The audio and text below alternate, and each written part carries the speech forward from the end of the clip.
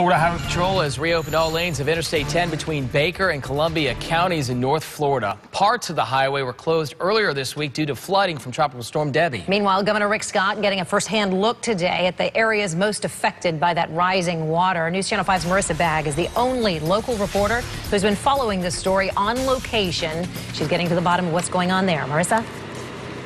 Well, Governor Rick Scott was here about 90 minutes ago. We're live at the Emergency Operations Center here in Suwannee County. Now he's meeting with victims who have lost their homes, as well as surveying the damage for himself of the floodwaters and of the sinkholes that have been happening today. And for the victims, it's a sign that help is on the way.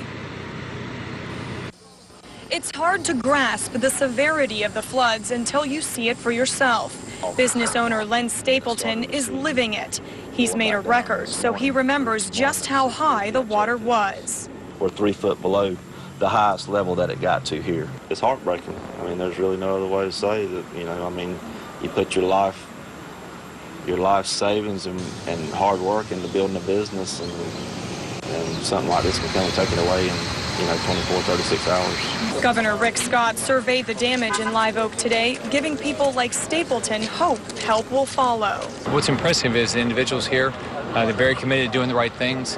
I know that from the state standpoint and local standpoint, and I've talked to FEMA, everybody's committed to doing the right thing. I hope, that he understands the severity of it. I mean, it's serious, and it's going to get worse as the water sits. The longer it sits, the worse it's going to get. The rains may be gone, but the damage is getting worse. Just this morning, a sinkhole opened up in downtown Live Oak. A string of buildings nearby were condemned because the foundation is no longer safe. The sheriff fears other problems will arise. We're going to have a large mosquito problem. And you don't think about that, but when you talk about West Nile virus and those kind of things, it can really be dangerous too.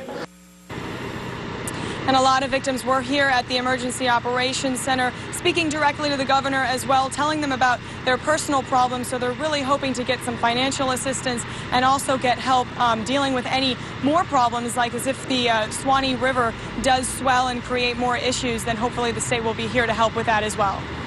Marissa, speaking of financial assistance, has the governor come up with a dollar amount to assess all the damage across the state?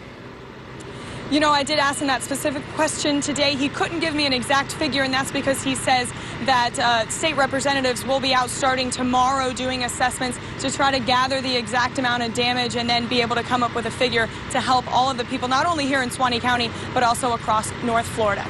Back to you, Jay and Shannon. Marissa Bagg in Live Oak tonight. Thank you.